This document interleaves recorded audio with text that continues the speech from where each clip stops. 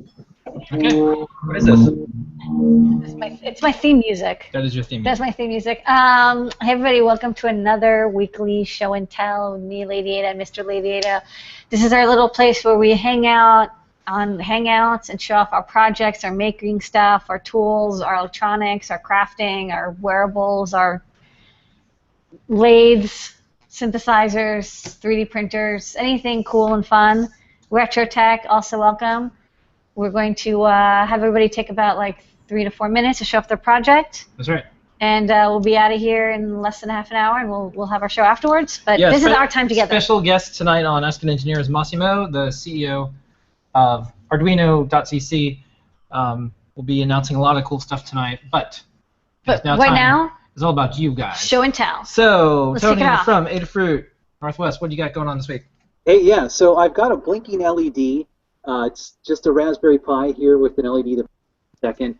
Maybe not the most interesting thing ever, but the cool thing is it's actually Windows 10 that's powering this LED blinking. Oh, wow. So, normally you've got your Raspberry Pi and it's running a Linux operating system, but just last week they released a Windows 10 version. And I'll show real quickly, I'll do a screen share. I'm actually on a Windows 10 machine here, just to kind of show what it's about and why it might be interesting to people. So do you see the screen share? Yep. Yeah, there you go, LED status.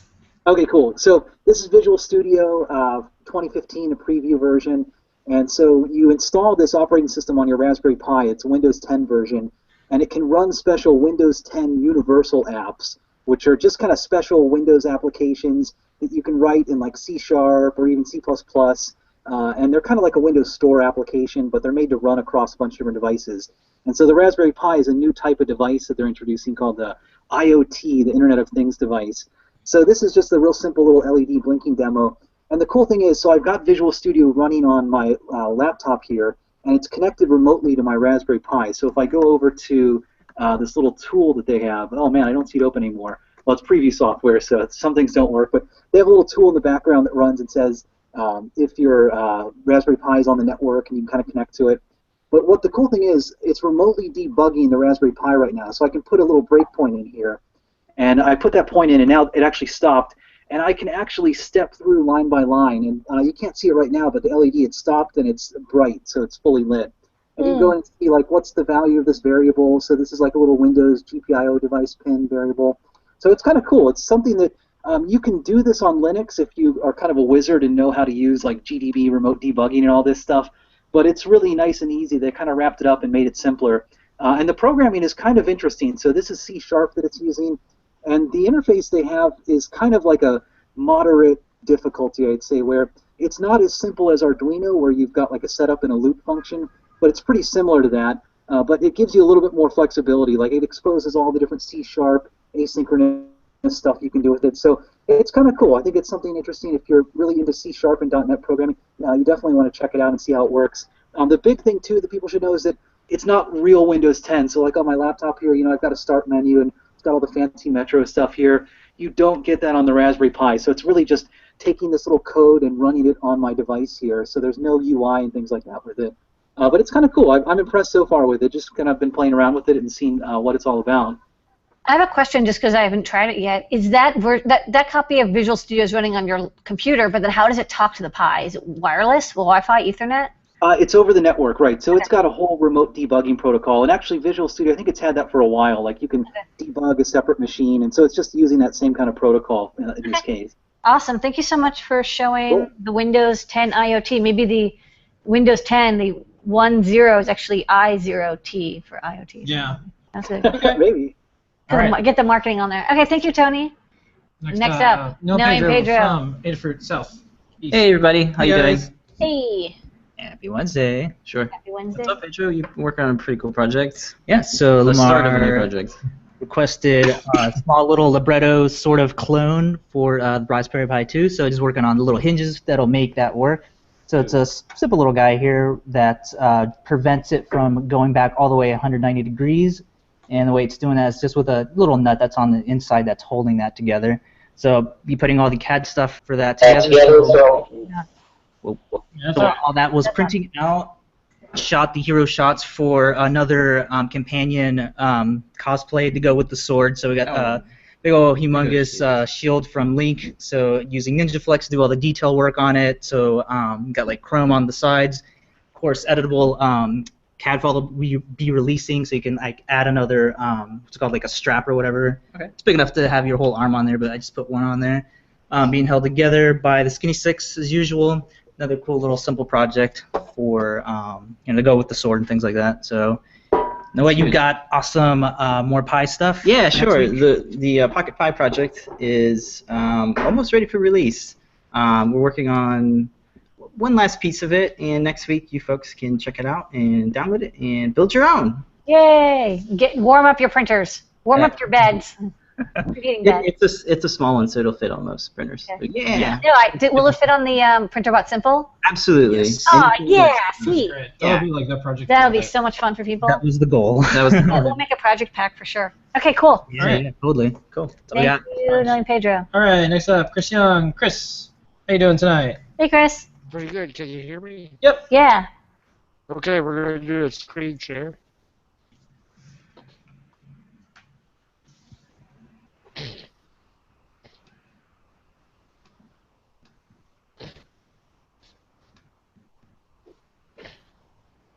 I think. Yep. Yeah, Siberia. Okay, this is I took the trip this weekend to a makerspace. It's on the east side of Indianapolis. I live on the west side, and this is their website. And they got a really neat makerspace. It's in a self-serve warehouse. Here's a little RepRap 3D printer they demonstrated for me. I really wanted to see 3D printers. I'd never seen one live and in person. And so they helped me, give me a little demonstration here. This was their open house weekend. About once a month they have an open house. And there's the potato chip clip that they made for me. Cool. My first 3D printed project. Here's another Delta printer they had. It was pretty nice. This is a Stratasys industrial 3D printer. Wow. With resin and laser and everything. A really, expensive, high-powered kind of resin machine.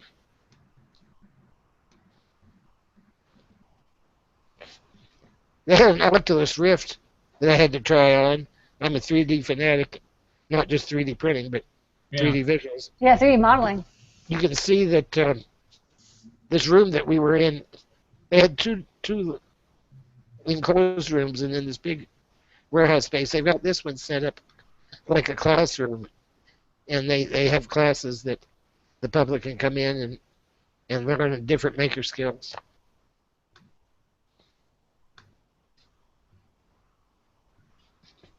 Here I am talking to a couple of guys, giving me the demonstration.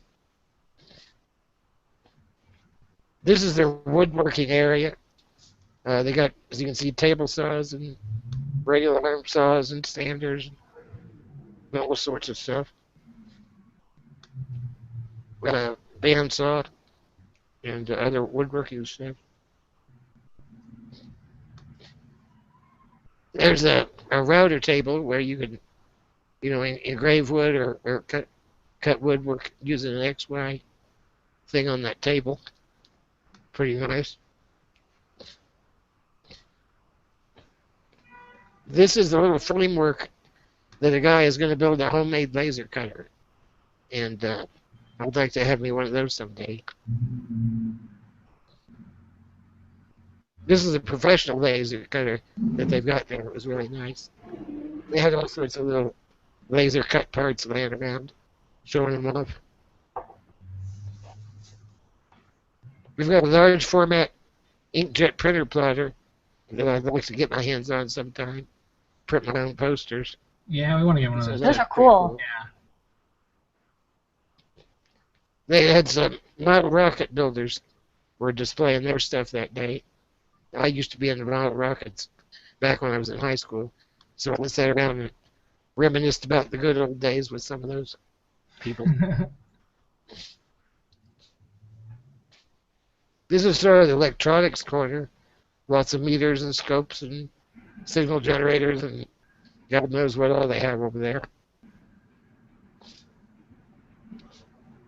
The other side of the shop, they've got welders and metalworking equipment. My dad's a retired sheet metal worker, and so he was interested. They had all this metalworking stuff. That gadget on the left there, just off the edge of the screen, is a kiln. So they really have a lot of different kinds of maker equipment. So I skipped one.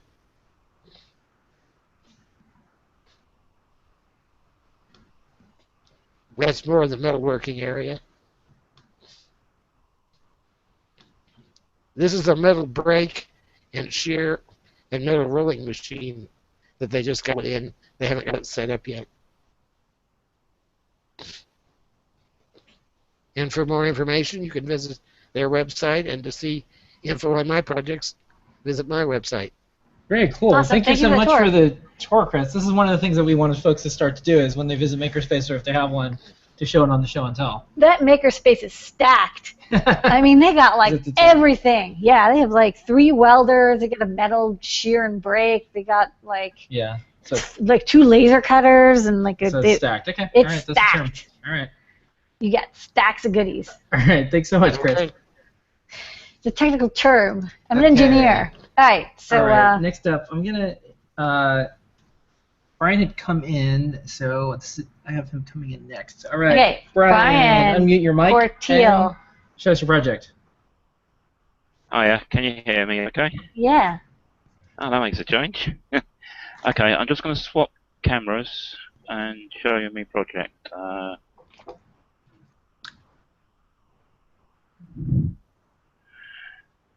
So I've made a electronic zoetrope.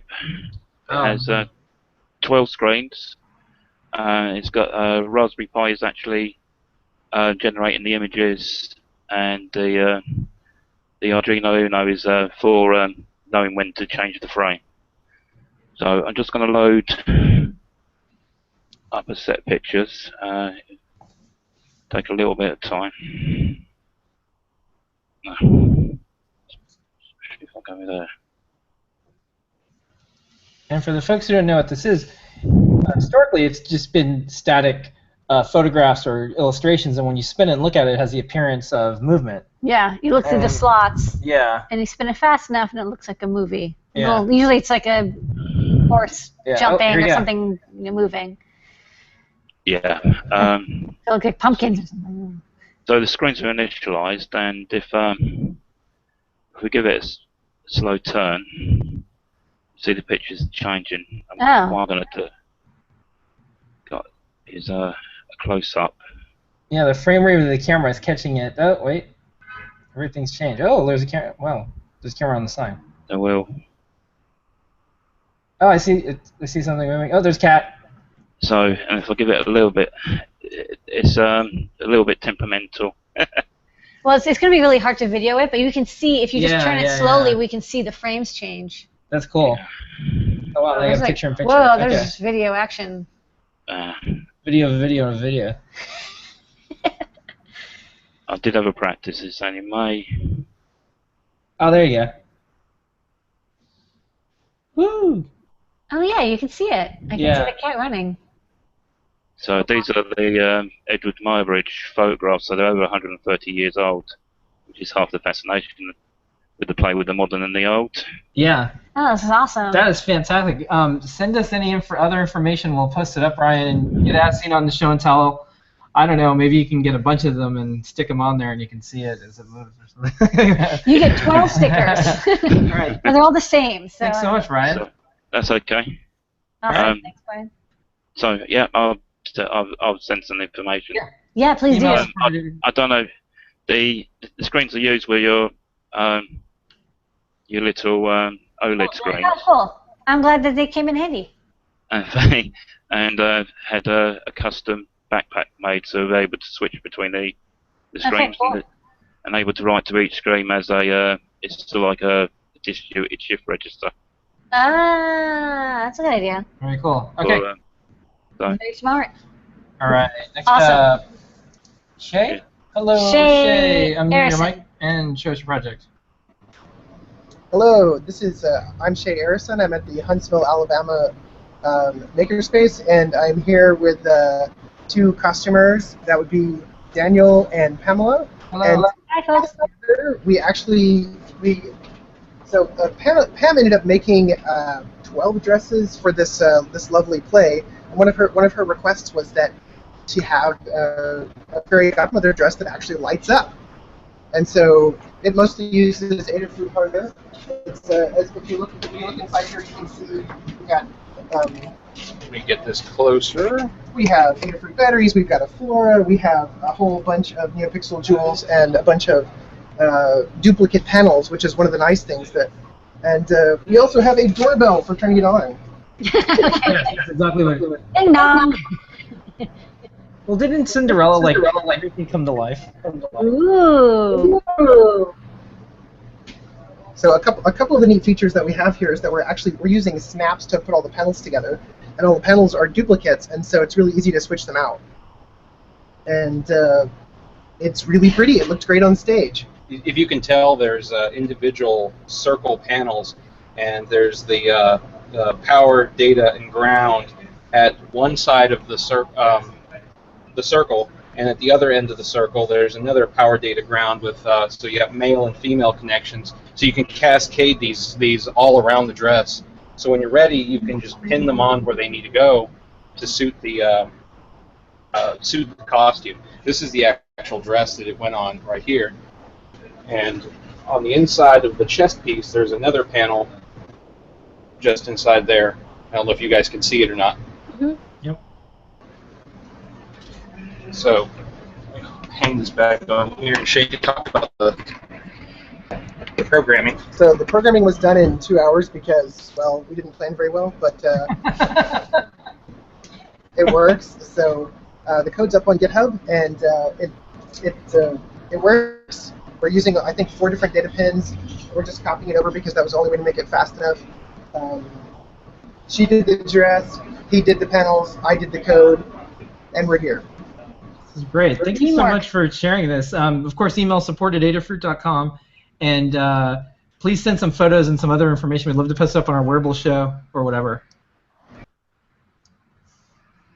Oh, I think he lost his internet connection there. Well, either way, good time. We wanted to add one more thing to this. We used silicone wire instead of the thread. The silicone wire was far more forgiving than the conductive thread. That's what we thought. Yeah, we absolutely love it, and it sews down really well, connects to the snaps fantastically. All right, excellent. Well, Thank you for good products. Thank you. All right, email support@adafruit.com, and you get as seen on show and tell sticker. This definitely qualifies for 3, so please indicate in the notes 3 as seen on show and tell stickers. Awesome. Yay. I'm glad that I'm able to enable last-minute costuming, which is the best kind of costuming. That's Adafruit's new tagline: enabling last-minute costuming. All right, awesome work. Thanks, Shay. Okay, next up, C came in. Hello, C. C Wanamaker? Yeah, just as an initial. Hello, C. Hey, C. Hi, everybody. I don't know if you can hear us or not. Yep, Yeah. I can hear you. Great. All right, Lady Ada, Administrator, thank you so much for inspiring me, and this is my inspiration, my wife. Hey! Hello, Miss Inspiration. I'm Chris, and this is Karen. So I showed you guys last time in a very elongated demonstration about my little project with my Pi that I started doing, where I added a real-time clock and a camera. I've since then worked really hard to show something in about 2 minutes. So it's okay, I just want to share a screen with you to show you the electronics of it. Okay. Yep. Ooh. All right. So all the white pieces of tape, I used to work in the fiber optic field for telecom. So that's actually fiberglass tape for insulation. So I don't know if you can see it, but I marked off the RTC chip and I expanded the battery out from underneath to put it elsewhere. And then on the bottom right corner, there's the data connections off to the camera, and I labeled off the USB ports. I also sent this into your support website as well, just in case, or to your email, sorry. And then I expanded all the pins from the RTC pinout over to pins 1, 3, 5, 7, and 9 to get real-time permanently, and this is underneath the unit. I don't know if you got that change there. Mm-hmm. Yeah, it's got a camera. Okay. So now this is the completed product, and I added extra length to the camera because I didn't really know where I wanted to place it. So I just added a little bit of extra length. This is from the high-speed IDE 40-pin connector. It's the smallest wire I could find, so it's really small. And then I just made shrink tubing around the camera electronics and drilled a hole for the actual lens itself. So, and this is just a regular Pibo Ninja from Pomeroni.com. So this is the camera itself. These are found in many of the laptops that are out nowadays. And what a lot of people don't know is that these cameras are actually USB based. So I put out the pinouts on the left side in order. Sometimes there's a second or third connection underneath that's not used, aside from the 4 USB pins, but they're all USB cameras. So if you can find a recycler or a dead laptop, you definitely have the ability to expand and make a miniature USB camera. So that's really where that came from. Okay. So awesome. Yeah, so that's really it. So I'll take the webcam here, if you'll pardon me, and I'll just show you it in action. There is my wonderful little Pi, and as you can see, the frame rate is not fast, but considering the fact that I'm taking the camera output and I'm piping it through an MJPEG streamer service with OMX player, and then using FBCP just to copy the frame buffer, really, you know, it's an all-in-one little unit. It's got a real-time clock that's permanent underneath, and it's still, as you can see, I have the 2.2 TFT screen thanks to your company. And yeah, the big story is you made your own digital camera. Like yeah. That's, yeah. It's okay if it's a little slow. It's fine. You made your own digital camera. Like, end of story. And then on top of that, the 4 buttons that are underneath the 2.2 TFT, which I have to say thank you so much. It's a beautiful little product. You can assign to different, as you know, different functions and different commands. So you can have one to start a movie capture, start a frame capture, or a 3-shot burst, or whatever you want to do. Awesome. Yeah. You made a better camera than most of the ones that I got from Sony not too long ago, so congratulations. All right.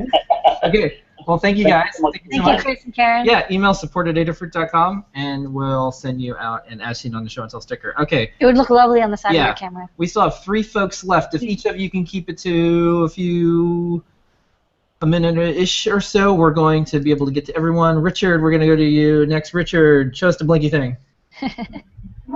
Hey, so yeah, I just really quickly wanted to show you guys, I know I haven't been on with the hammer here, but this was just pink foam when you saw it last. Yeah. Now it's all painted and it gets all the sound effects and lighting. I'm still working on some stuff for that. But what I really wanted to show you guys is that we have, at the Makerspace, we got a couple of machines that do embroidery, and I figured out how to do custom embroider patterns. Oh. So that's the MakerBot there. But the real reason we got them is because we wanted to experiment with seeing if we can do embroidery patterns with conductive thread, so you can actually have it embroider circuit board. And so this is my first test. I didn't get the 1 LED in there, but this is the same patch, and I had it embroider the circuitry pattern on the back. And actually, I can show you one of the biggest problems that I had was that you need a little bit of extra thread at the end so that you can tie everything down. So what I did, you can see, so this is just the circuit pattern here, and you can see that the circuit pattern's up here, but I had it go down to this spot off the grid, So now if I clip these, I have lots of loose ends at the end of each trace, so I can then just stitch my components down to it. Ooh, smart. Okay. Thank you so much. That's awesome. Yeah. Also, feel free to send us some like updates or anything if you blog up anywhere about your experiments with embroidery machines and conductive thread. People ask us, but we don't have an Yeah. embroidery machine to try it out with, so. Definitely, yeah. We have 2 of them, and they're actually working really well now.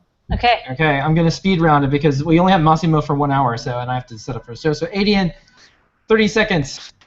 You can do it. Okay, then I'll try and make this as quick as possible.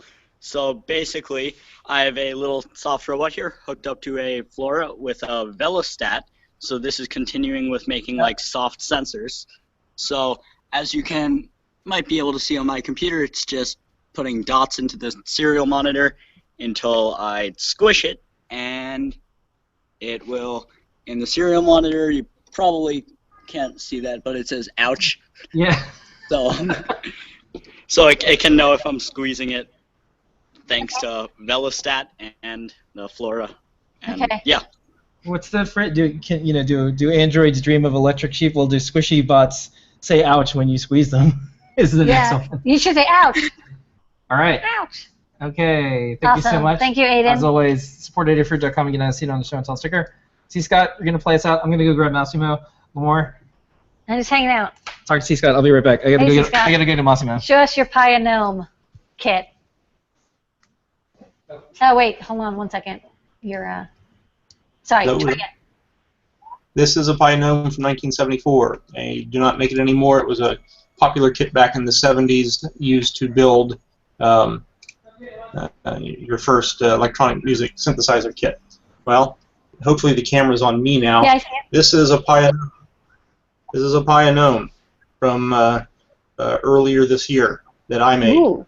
I built my original one when I was 12 years old. My son is 12 years old. He's building this one. So when it is done, I will have him play it for you. Okay. Good. And I will sign off with that. Awesome. All right. Thank you so much. Sorry we have to run. As you can tell, there's a Massimo coming down. There's paparazzi. There's just like people freaking out. There's all these girls chasing him, trying to get a signature. There he is. Yeah. Dun dun dun dun dun dun dun. Don't be distracted. We're gonna start the show. We're gonna start the show. Here, you go mic up. Bye, everybody. Do you want to click stop broadcast? Yeah.